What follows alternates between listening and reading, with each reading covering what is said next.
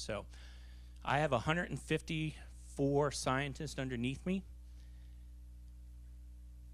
82 of them are dedicated to the past accounting mission.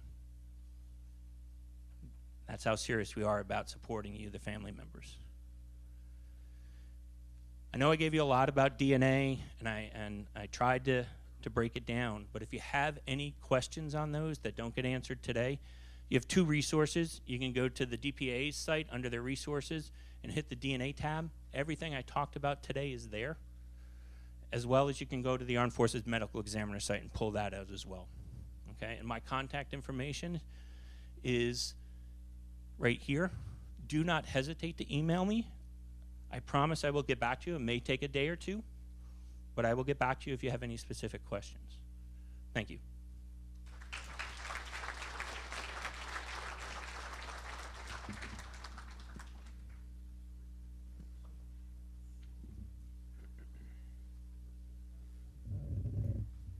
Thanks, Dr. McMahon. Hey, just a couple updates. Number one, on FaceTime Live today, so we've had nearly 1,000 people that have tuned in to watch outside of this room, and we've reached over almost 2,250 other people in addition. So social media does work. Now I just want to talk about a couple things real quickly. One is that two-way conversation that I talked about earlier. But I also want to highlight, and I heard the messages in the remembrance ceremony talking about, hey, I'm bringing up, making sure my daughter, my family is involved in this. So what I like to do is I like to look around the room and find the youngest in the room. And I typically, I think I can read what's going on in your mind. He's been paying attention the whole time. Can you stand up for a sec? Actually, come on up.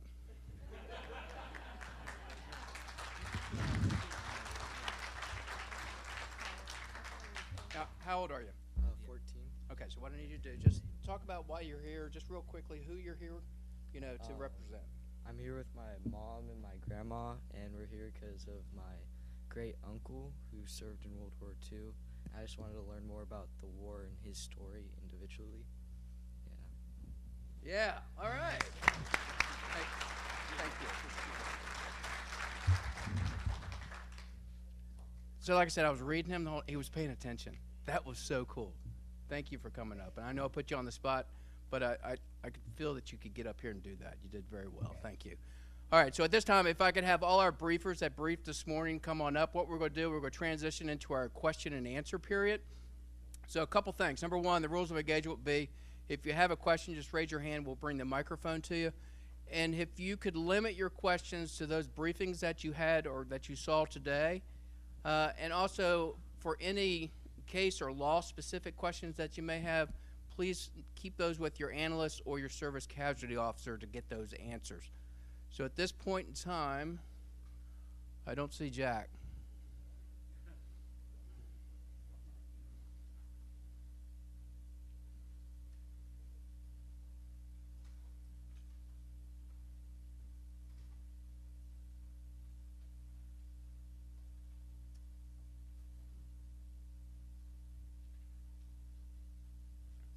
You'll go first. How about that? But we'll start here just in a second.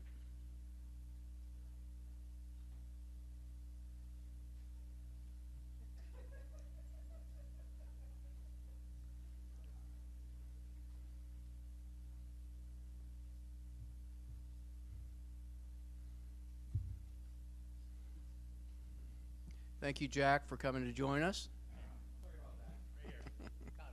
Okay.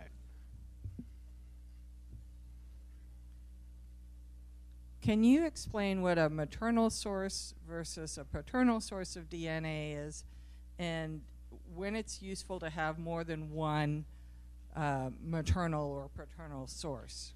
So that's an excellent question. I'll take the last part first. We always ask for 2 forms of each one. We just like to have 2 forms. There are in the environment you can call mutation or changes occur. That's why we want 2. Maternal or mitochondrial DNA is only found in the egg. So it comes down through the mother's side of the families. So the service member's mother would pass it on to his sister and him, or his maternal aunts, and down that whole line. And we can go as far out as we need to on that. When we talk about nuclear DNA, paternal is that YSTR, that Y chromosome. So that's anyone along the missing service member's father's line. That's a paternal. And it has to be a male, though, for that. And then when we talk about nuclear DNA, we talk about mothers and fathers, brothers and sisters, and sons and daughters. And the reason for that is I want you to think of a tree. I call it identity by descent. So I sit at the trunk of the tree the thickest. I know I have half the DNA of my parents, a quarter of the DNA of my grandparents, an eighth of the DNA of my great-grandparents. So we can do that. When it comes to siblings, they're the branches. They're thickest at the trunk, and we can do sibling. But if we want to do the first cousin for one mitochondrial DNA reference, I would need upwards of 5 to 7 cousins to do nuclear. So that's why we limit what we call the autosomal STRs to mothers and fathers, brothers and sisters, and sons and daughters.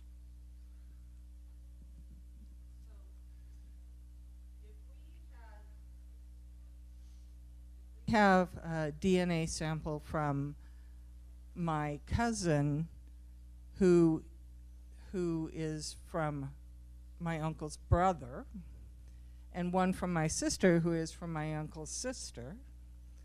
That's only one maternal, right? Well, I will get with you after, and I'll pull out one of my genealogy trees that we have, just because I don't want to give you the wrong. So it depends on how they're related down. So if they have the same grandmother, is that considered? Okay, so if they had the same grandmother, they would have the same mitochondrial DNA sequence. So they would both be considered maternal. Right. Thank you. Okay.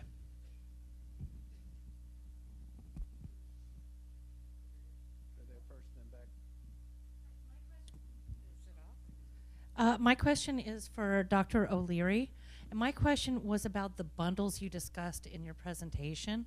What exactly are bundles? Bundles are, in a literal sense, they are a green army blanket that the remains are put in the middle of, and then it is very carefully wrapped up and then secured with brass safety pins. And that's what a bundle is. Okay. Thank you.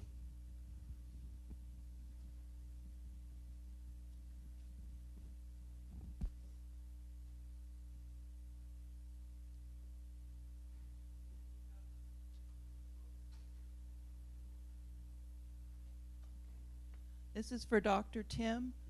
For somebody to give you a DNA sample, do they have to be here on the, I want to say, premises on site? If somebody is unable to make it, is it ever done like by mail or post? Actually, the majority of our references are done by post.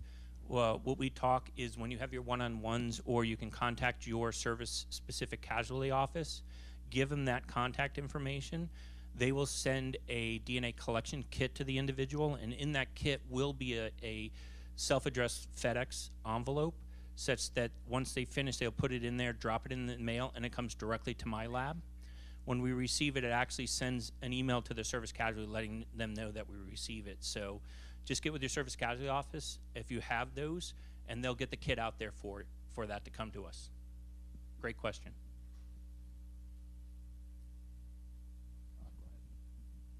I have a scientific. Sir?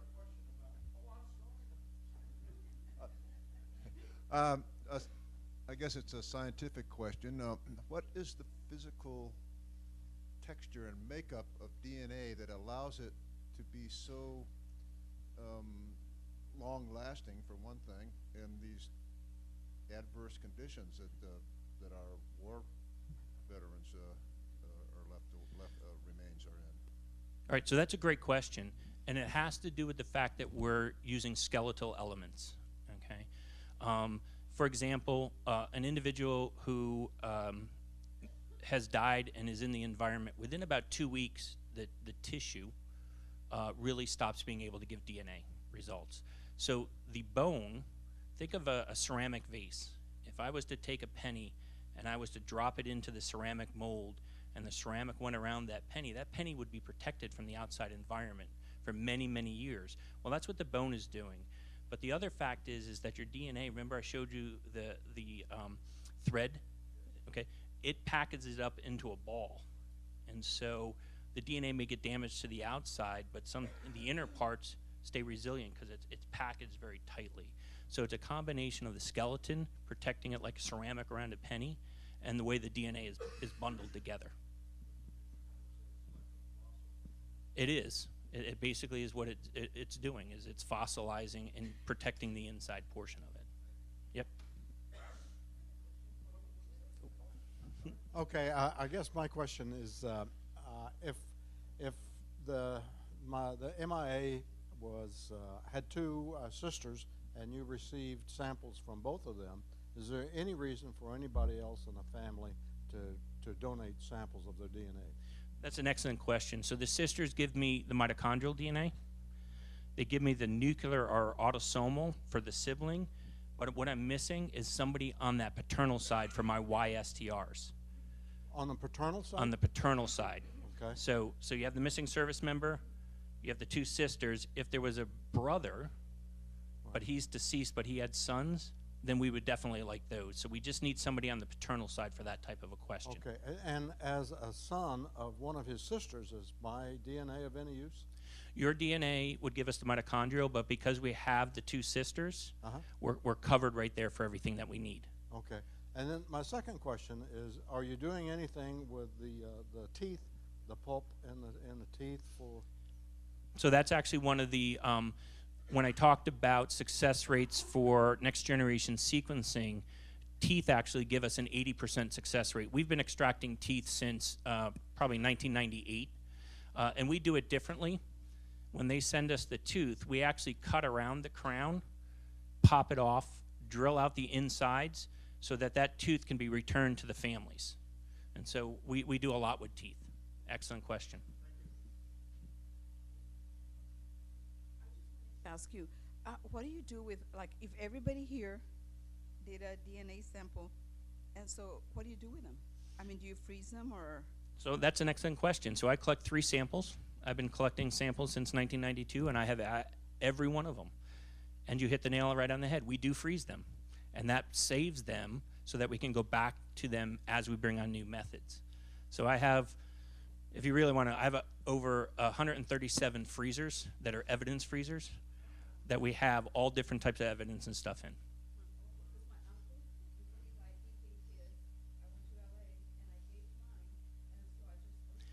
We save them, and they're on file. So as you see, we're always bringing new tests on, so that if we do the traditional test and it hits to your loved one, but we have a new test, we can pull that reference and reprocess it.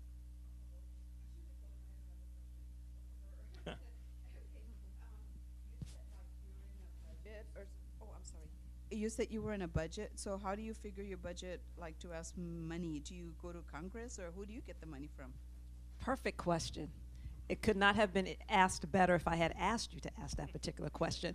But yes, we go to Congress. Congress appropriates the funds for us. We go through a 5-year budget planning cycle, and based on the number of personnel we have assigned to our organization, over 700, we determine how many operational events we need to have to conduct 5 years out. So we have a plan in place, and then based on that President's budget request, trying not to use acronyms, President budget's request, that goes forward, and then the 5-year is not approved because each year the budget goes before the president, he's got to sign it, but it's the sort of the earmark of what we think we need over the next 5 years.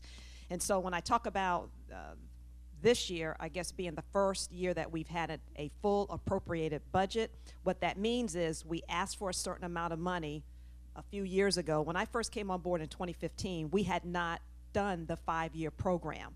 And so we did that for the first time in 2015. So in 2015, we planned for 16, 17, 18, 19, 20. And now we're living those budget years that we planned for back then. And every year you do 5 more years out. That's okay.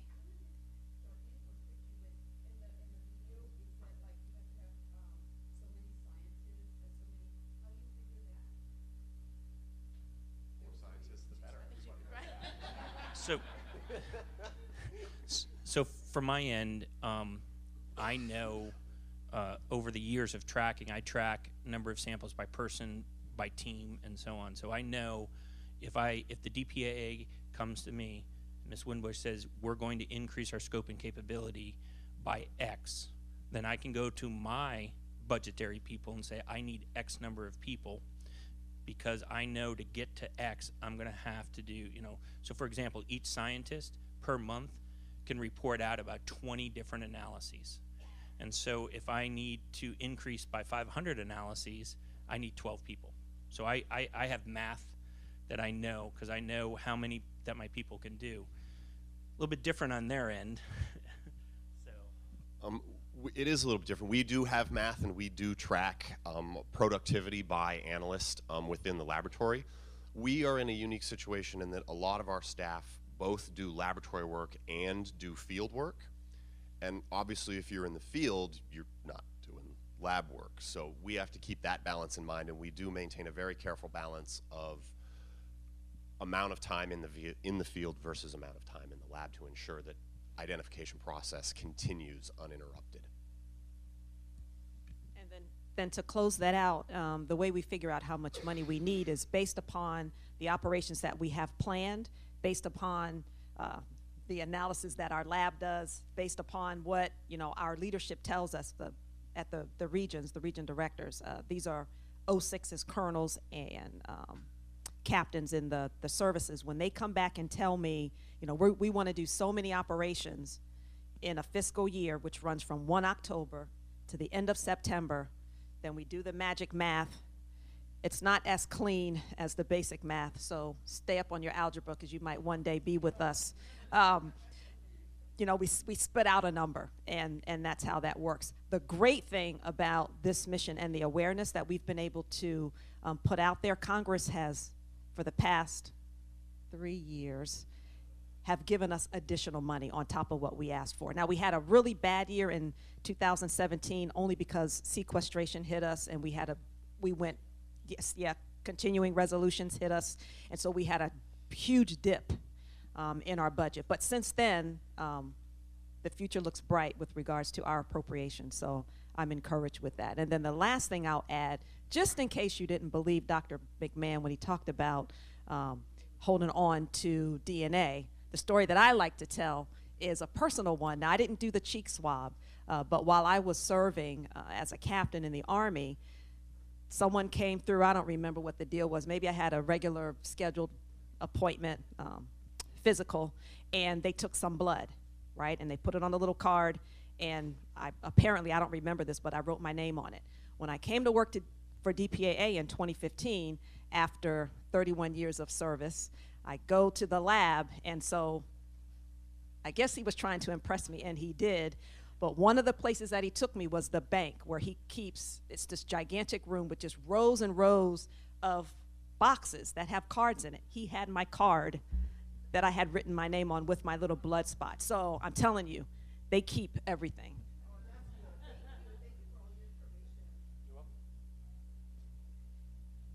Yes, with respect to the Korean War casualties, once authorization is given to resume operations, is there a priority assigned to these various burial sites? Well, as Mrs. Winbush said in her remarks, even though we're not in North Korea, our analysts are working the cases. So once we get to the point where we have negotiations with North Koreans, we're going to be, I'll be very candid with you, we're going to be at their mercy where they're going to let us go. Based on past precedent, when we were there from 96 to 2005, we focused on the Chosin Reservoir up on the eastern side, and then over on Unsan, more on the western side. Those were the areas of most of our major losses during the Korean War. So we would probably want to go back there, and that's where we're doing a lot of work. In a perfect world, we'd love to get into the prison camps along the Yalu River. But that's going to have to, we're going to have to deal with the Chinese as well as the North Koreans on that. But we're ready to go. Our analysts are locked and loaded. We get the high sign, we're ready to go. I mean, after we You know, there'll be some negotiations with the North Koreans when we do actually go in. There's a weather window that we're going to have to take into account in North Korea, but from an analytical point of view, we're locked and loaded. We're ready to go. Yes. Oh, I'm sorry. Thank you, ma'am.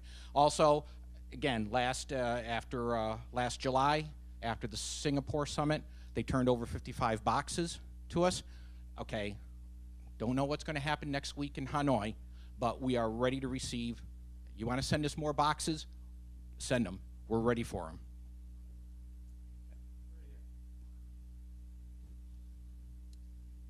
I'm glad the young lady here addressed most of the question that I was going to ask, because I couldn't get to sleep the other night just thinking about how I was going to address it with all of you. And this is really for you, Fern, and maybe Jack. With regard to the budgets, and they're 5 years out, I didn't know that before. In your planning for your budgets, do you also include advances in technology and policies and procedures that might impact your budget? And is there some portion of those budgets that's set aside to accommodate those changes that would add to your mission? And a second part of my question would be, how does politics in Washington affect what your ultimate annual budgets are going to be? You indicated that in 2007, was it 2017, where you had it fully funded and appropriated in advance of some political maneuver or decision. Is that budget impacted by political change as well, and impositions on it other than sequestration?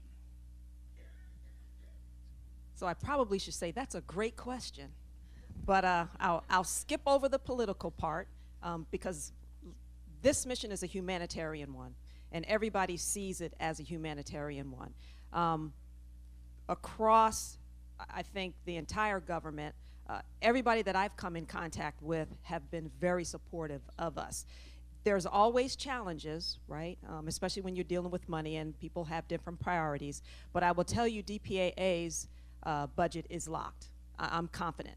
Now, when you talked about setting aside, so we can't set aside any money because our money is 1 year money. So we have to spend it in that year. But we do project not only for operations, but also technology that you mentioned. So like our case management system, we do need a little bit more funding to take our case management system to the next level. But we've been able to capitalize on not just the money that we've been given, but also additional ads that Congress has given us. So remember I told you earlier, not only did we get the money that we asked for, even without us asking, Congress came back in and said, no, we think you need a little bit more. Now, that's not promised, the ads are not promised next year, but as we continue to do more and more and more and get results, I think our congressional leaders will support us. And then, of course, external to DPAA, when we increase our operations and increase what we do every single day, that impacts not only Armed Forces Medical Examiner System, but it also impacts the SCOs, your service casualty offices, especially. I love the expression on their faces when we said, we're going to pick up the pace and we're going to get to 200 accounted for. Well, back then, when I first got here, it was somewhat smaller numbers being accounted for. Unbeknownst to me, because I was the newbie, I didn't realize that that also meant that the Army, Navy, Air Force, Marines all had to go do more family reference samples. They had to actually try to get to more families, so that as we brought, as we increased our operations and we brought more remains into the laboratory, that our lab techs, once they cut the bones and had the DNA sequence and they sent it to AFDIL and AFMES, that the family reference sample was there. Right? And so there's been a big push, especially with the Korean War disinterment project that I told you we just got approved for the 652. We couldn't get that approved until we had the majority of the family reference samples. And I'm not going to talk about that because Tim and Dr. O'Leary know more about that, so you can maybe elaborate on that. So with the family reference samples, out of the original 8,100 missing from Korea, I have 92% coverage, meaning for 92% of the original 8,100, I have a family reference on. For Southeast Asia, we're just about 86%. World War II, if you take all of World War II, it's about 12%. But because of the way that DPAA is attacking World War II, like Palestine, we're at 88% coverage with family references. So we're looking at an island hop approach for World War II to make it feasible. I'm on the same thing. I budget out for 5 years. It's a little bit easier for me when it comes to new technology. Every year I'm looking 3 to 5 years out of what may be coming in. So for example, the NGS technology we started looking at in 2010, brought it on in 2016. So I can build into my budget instrumentation through what we call end-of-life replacements, and so I can do that. I have a research section that's already funded for personnel, and so we do. It's a game.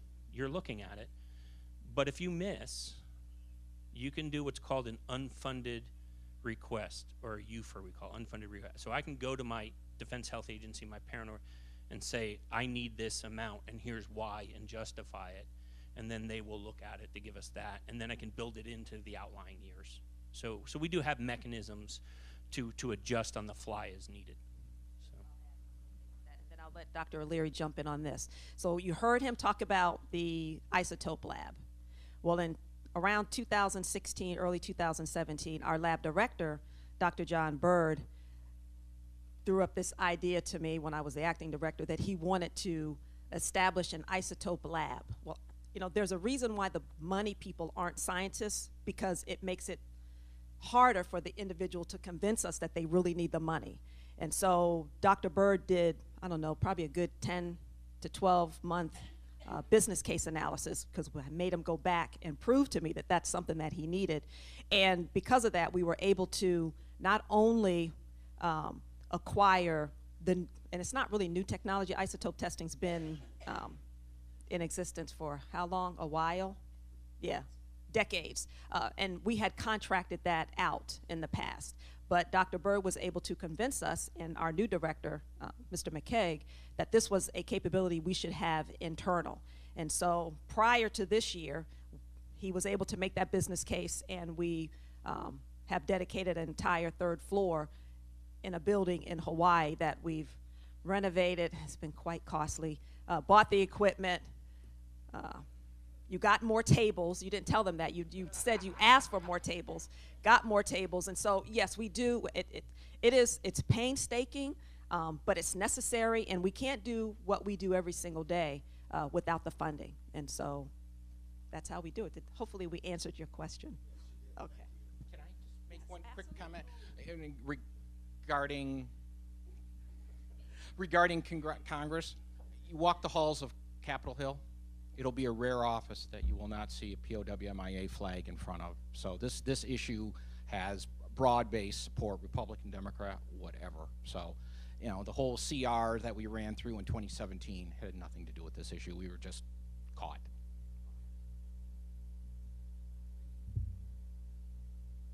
Cool. I'm on. I just had a question for Dr. Lucky O'Leary. I think that's a fabulous name. I'm going to name my next grandchild. But I understand that some people in your field are talking about how in 5 years there's going to be a lot more aerial techniques for locating sites of whatever, and that do you anticipate that your boss is going to have a lot more airplanes coming up in the next few years? That's more expensive than tables. We are aware of things like LiDAR. Those are probably not usable in a lot of cases. We assess each case and each site specifically and see what methods and techniques are going to be best utilized to go after those. And for something like LiDAR, that's probably something we would contract out if we had an instance of wanting to do that. That's, like you said, it's more expensive than a table, and we don't need to use it very often, so that's probably something we wouldn't want to have in-house. But we're constantly reviewing new technology and what will and won't work for us. We also, believe it or not, try to have a somewhat low-tech approach in the field. The jungle is very unforgiving on complicated electronics. And you can lug it all the way out there, and if it breaks on day 2 and that was what you were planning on using the whole time, you're in trouble. So also, low-tech tends to be more cost-effective. And if we can get the same result without sacrificing quality science and stretch our budget dollars a little farther, that's what we're going to do. All right, folks, we have time for one more question. So it's going to be right here.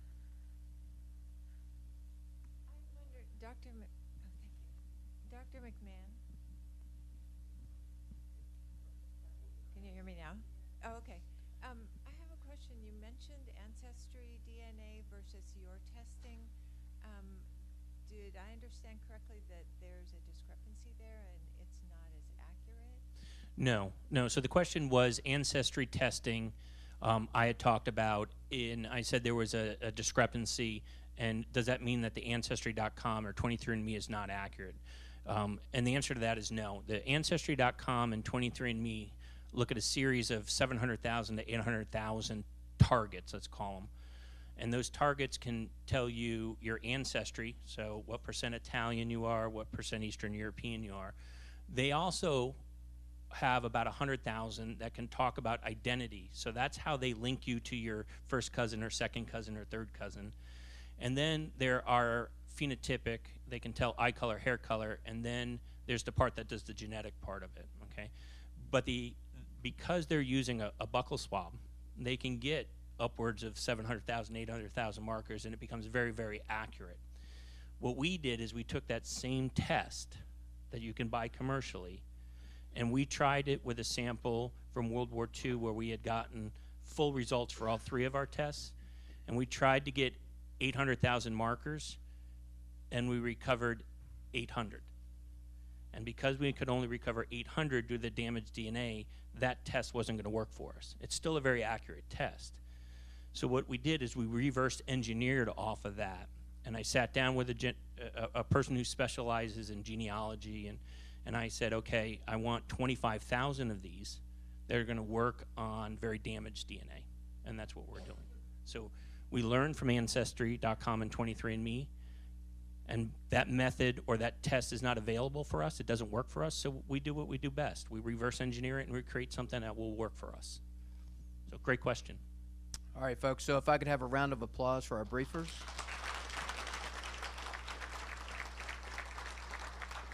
Thank you all. And then real quickly, if I could get everyone to look at your agenda real quickly so we can talk about what we're going to do after lunch, because we're getting ready to break for lunch.